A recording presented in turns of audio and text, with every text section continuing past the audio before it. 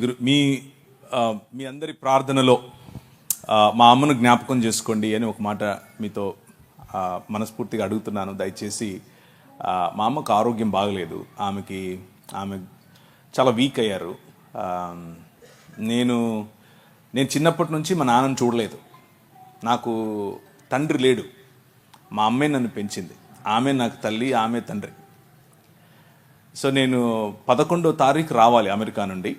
కానీ మా అమ్మకు బాగలేదని తెలిసి నేను 5వ తారీఖే వచ్చేసాను. 4వ తారీఖు బయలుదేరి 4వ తారీఖే వచ్చేసాను. సో మా ఇంటికి ఉన్న పెద్ద దిక్కు ఆమె మాత్రమే. ఆమె బాగా ఇప్పుడు వీక్గా ఉంది. సో ఆమె కోసం మీరు ప్రార్థన చేస్తే మీ ప్రార్థనలను బట్టి ప్రభు నా పట్ల కొంచెం ఫేవర్ చూపిస్తాడు అని అనుకుంటున్నాను. ఇంకో విషయం ఏంటంటే, ఇప్పుడు చెప్తుంటే గుర్తొస్తుంది నాకు, జేమ్స్ గారు అప్పుడెప్పుడు ఫోన్ చేశారు అని. నాకు అది గుర్తు కూడా లేదు. అయితే నేను ఎవరైనా పిలిస్తే రానంత పెద్దోడేం కాదు, అస్సలు కాదు. మీరు నా నంబరు మీకు ఎలా వచ్చింది అని తెలుసుకోవడం కోసమే ఆ ప్రశ్నలు వేస్తాను. ఎందుకంటే ఇంతకుముందు జేమ్స్ గారు చెప్పినట్లు కొంతమంది మన మిత్రులు ఫోన్ చేసి బాగా వాయించేస్తూ ఉంటారు నన్ను. ఇంకా అందుకని ముందే అడుగుతాను, అసలు ఏంటి, ఎవరు మీరు, మీకు ఎలా అని. కొంతమంది క్రైస్తవ పేర్లు పెట్టుకుని ఒకసారి పరిచయం అయిన తర్వాత మళ్ళీ వాయిస్తారు.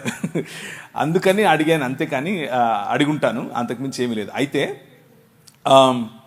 నాకు జేమ్స్ గారికి నేను అభినందనలు తెలియజేయాలనుకుంటున్నాను ఈ ప్రశ్న జవాబులకు వెళ్ళడానికి ముందు. ఏంటంటే, ఆయన పడిన శ్రమ, ఆయన మీదకి వచ్చిన అలిగేషన్స్, ఆ అలిగేషన్స్ వచ్చిన సమయంలో ఎవరైనా సరే సాధారణంగా కృంగిపోతారు, పరిచర్య నుంచి తప్పుకుంటారు. కృంగిపోయి పరిచర్య నుంచి తప్పించుకుని దేవునితో కంప్లైంట్ చేస్తారు, ఎందుకు నాకు ఇది చేశావు అని. కానీ ఈ మార్గం గుండా వెళ్ళినప్పుడు చట్టపరంగా ఆ మార్గం, చట్టము అనేటటువంటి మార్గంలో చాలా కష్టం ఉంటుంది, చాలా ఓపిక కావాలి. అందులో అగ్నిలో పుటము వేసి తీయబడినట్లుగా క్లీన్ చిట్టుతో బయటకు వచ్చాడు. దానికోసం నేను ప్రభువును నిజంగా కృతజ్ఞత చెప్పాను. నేను ఒకరోజు తల ఉంచి ప్రార్థన చేశాను. ఆయన ఫోన్ చేసి చెప్పాడు, అన్న నా కేసు మొత్తం అయిపోయింది, నాలో ఏ తప్పు లేదు అని కేసులో రాసి మరి నాకు ఇచ్చారు జడ్జి వారు అని చెప్పినప్పుడు నేను ఆ నిమిషమే ఆయనకు ఫోన్ పెట్టేసిన తర్వాత నేను ప్రార్థన చేశాను. Thank you very much lord. ప్రభువా, నువ్వు ఒక మంచి సాక్ష్యంతో మా సోదరుడిని కట్టు, ఒక మంచి సాక్ష్యంతో ఇంకా బలమైన పరిచర్య కోసం ముందుకు తీసుకెళ్ళు అన్నట్లు ప్రార్థన చేశాను. నాకు జేమ్స్ గారంటే చాలా అభిమానం. ఆయన పిలిచాడు అన్న ఒకే ఒక కారణం చేతనే మొన్న రాజమండ్రికి కూడా నేను వచ్చాను. యాక్చువల్గా నేను ఈ మీటింగ్కి రావటానికి కర్నూలులో ఉన్న చలం అండ్ సుజాత వాళ్ళు నాకు చెప్పారు, ఆ మాట నిజమే. కానీ దానికంటే ఎక్కువగా నేను ఇష్టపడి వచ్చాను. ఒకరు చెప్పినందుకు ఏదో కాదు, నేనే ఇష్టపడి వచ్చాను. నాకు ఇష్టం. ఏంటి ఆ ఇష్టం అని అంటే, జేమ్స్ గారు చేసే పరిచర్యలు అంటే ఇష్టం. జేమ్స్ గారు ఉన్నట్లు మాట్లాడతారు కాబట్టి ఇష్టం.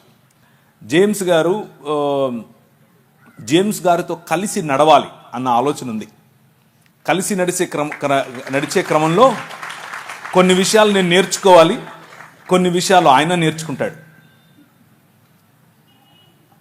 అలాంటి అవకాశం నాకు ఇమ్మని ప్రభువుని అడుగుతున్నాను. కాబట్టి ఇష్టపూర్వకంగా వచ్చాను. మా అమ్మ బాగా ఉంటే రేపు కూడా ఉంటాను. ఇప్పుడే కాదు, ఎప్పుడు పిలిచినా వస్తాను. జేమ్స్ గారితో ఉన్నవారు, జేమ్స్ గారితో కలిసి పరిచర్య చేస్తున్న వాళ్ళు ఎవరైనా సరే నా నంబర్ జేమ్స్ గారు ఇస్తారు, తీసుకొని జస్ట్ కాల్ చేయండి. నేను రాకపోతే అడగండి, నేను ఎప్పుడైనా వస్తాను. నేను అన్యాక్సెసిబుల్ ఏమీ కాదు. నేను సాధారణమైన మనిషిని, సాధారణంగా నేను తిరుగుతూ ఉంటాను. నేను ఒక్కనే వస్తాను ఎప్పుడొచ్చినా. నాకు ముందు ఒక 10 మంది, వెనకలో 10 మంది ఉండరు. నేను ఒక్కనే వస్తాను, నేను ఒక్కనే డ్రైవ్ చేసుకొని వస్తాను. నాకు రాజమండ్రిలో ఇల్లుంది. అక్కడ ఉంటాను, చుట్టుపక్కల అన్నీ తిరుగుతూ ఉంటాను. So I'm very free, more like you. మీతో కలిసి కూర్చోవటం, మీతో కలిసి భోంచేయటం, మీతో కలిసి మాట్లాడటం నాకు ఇష్టం. సో మీకు ఏదైనా ప్రశ్నలు ఉంటే, ఇప్పుడు ప్రశ్న జవాబులు అన్నారు కాబట్టి మీరు ఇది అడగచ్చో లేదో, ఇలా మాట్లాడచ్చో లేదో అన్న ఆలోచన లేకుండా మనసులో ఉన్నది ఉన్నట్లు అడిగేసేయండి. చాలా లోతుగా కొన్ని విషయాలను తీసుకుని మాట్లాడే ప్రయత్నం చేస్తాను. అక్కడ మీకు విశాలమైనటువంటి ఒక దృక్పథం, విశాలమైనటువంటి దేవుని రాజ్యానికి సంబంధించినటువంటి ఒక వైఖరి మీకు వచ్చే విధంగా ఆ సెషన్ ఉండబోతోంది.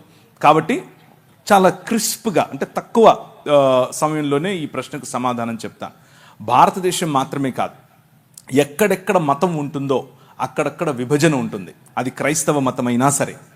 మళ్ళీ చెప్పనా, ఎక్కడెక్కడ మతం విస్తరిస్తుందో అక్కడక్కడ విభజన ఉంటుంది. ఎందుకు అనంటే మతం మానవ కల్పితం, మతం మానవ నిర్మితమైన, మానవ కల్పితమైన ఒక వ్యవస్థ.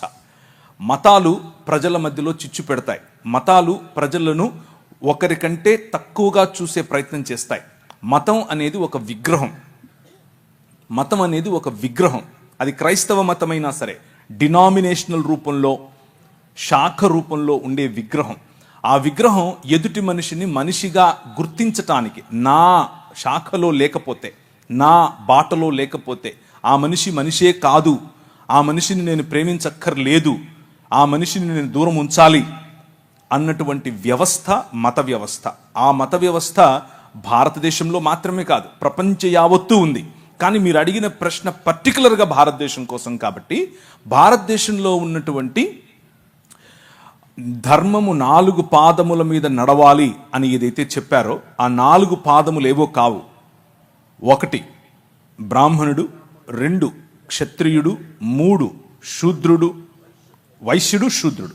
ఈ 4 పాదాల మీద నిలబడి ఉండటమే ధర్మం. అదే సనాతనం.